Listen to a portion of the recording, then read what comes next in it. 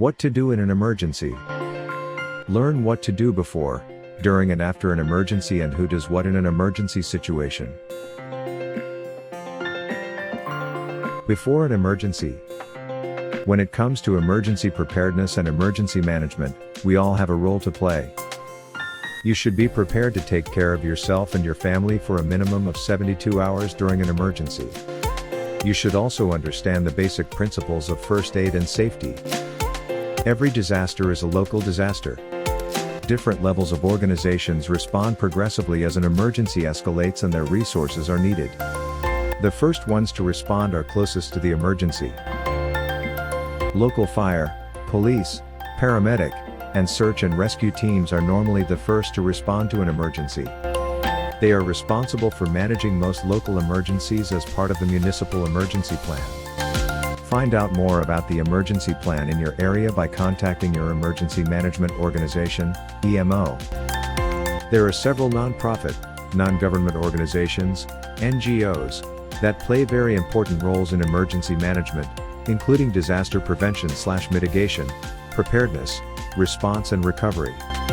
Some examples include the Canadian Red Cross, Street John Ambulance and the Salvation Army. They work in partnership with governments to help Canadians deal with emergencies, from providing first aid training to disaster relief. Learn more about these NGO partners.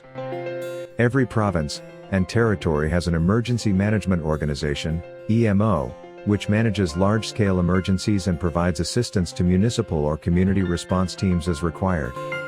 EMOs fulfill an important role in support of first responders and municipalities.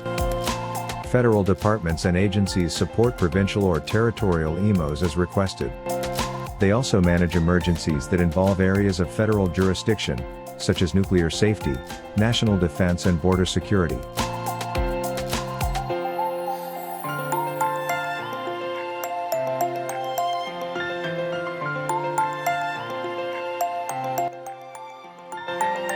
During an emergency, you may not have time to make alternative plans.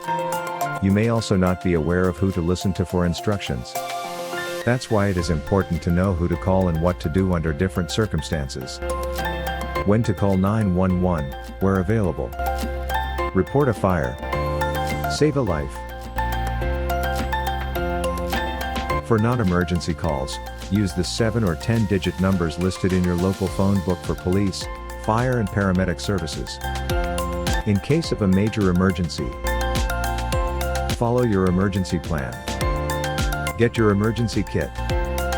Make sure you are safe before assisting others. Listen to the radio or television for information from local officials and follow their instructions. Stay put until all is safe or until you are ordered to evacuate. If you find yourself near a major police event and aren't sure what's happening, here's what you should do. Follow the directions and advice of law enforcement and first responders.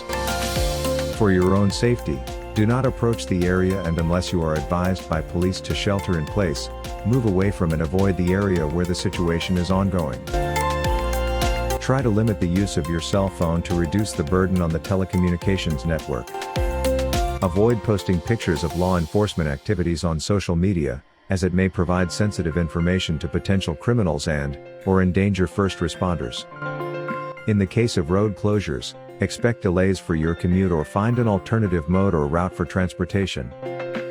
If possible, avoid evacuation areas to permit those attempting to leave the area to do so efficiently and safely. You may be instructed to shelter in place if chemical, biological or radiological contaminants are released into the environment. This means, you must remain inside your home or office and protect yourself there. The following steps will help maximize your protection. Close and lock all windows and exterior doors. Turn off all fans, heating and air conditioning systems to avoid drawing in air from the outside. Close the fireplace damper. Get your emergency kit and make sure the radio is working. Go to an interior room that's above ground level, if possible, one without windows. In the case of a chemical threat, an above-ground location is preferable because some chemicals are heavier than air and may seep into basements even if the windows are closed. Using duct or other wide tape, seal all cracks around the door and any vents into the room. Continue to monitor your radio or television until you are told all is safe or are advised to evacuate. Authorities will not ask you to leave your home unless they have reason to believe you are in danger. If you are ordered to evacuate, take your emergency kit, your emergency plan, essential medications and copies of prescriptions, a cellular phone, if you have one, and your pets.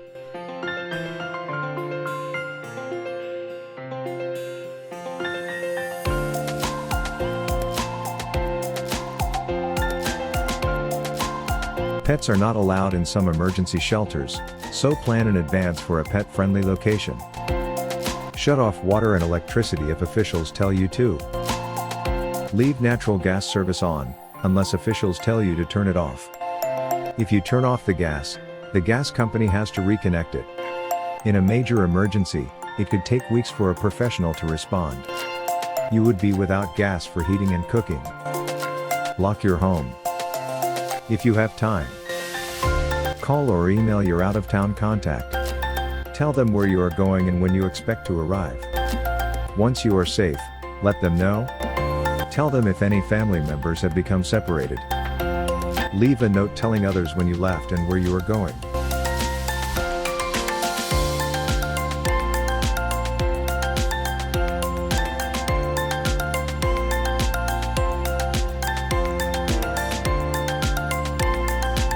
After an emergency.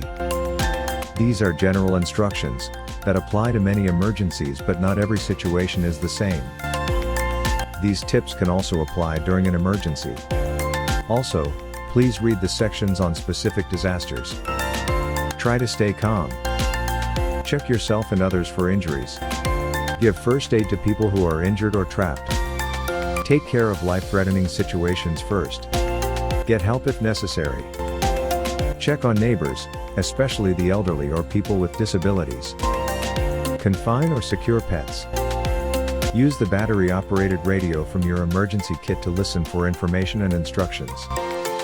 Do not use the telephone except to report a life-threatening injury. Please leave the lines free for official use. If possible, put on sturdy shoes and protective clothing to help prevent injury from debris, especially broken glass. If you are inside, check the building for structural damage. If you suspect it is unsafe, leave and do not re-enter. Do not turn on light switches or light matches until you are sure that there aren't any gas leaks or flammable liquids spilled. Use a flashlight to check utilities.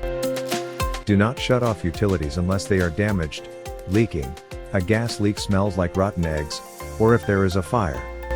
If you turn the gas off, don't turn it on again. That must be done by a qualified technician. If tap water is available, fill a bathtub and other containers in case the supply gets cut off. If there is no running water, remember that you may have water available in a hot water tank, toilet reservoir or in ice cube trays. Water supplies may be contaminated, so purify your water. Do not flush toilets if you suspect that sewer lines are broken.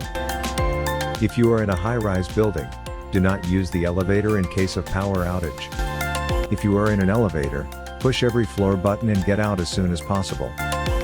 Pick up your children from school or the predetermined collection point. Stay away from damaged areas unless you are asked to help or are qualified to give assistance. Do not go near loose or dangling power lines. Down power lines can cause fires and carry sufficient power to cause harm. Report them and any broken sewer and water mains to the authorities. If the power has been off for several hours, check the food in the refrigerator and freezer in case it is spoiled.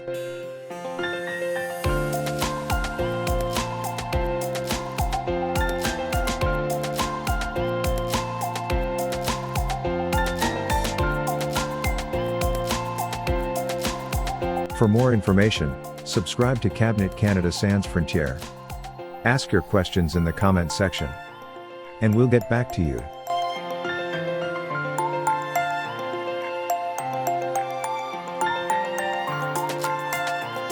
Canada Sans Frontière, immigrate to Canada with confidence.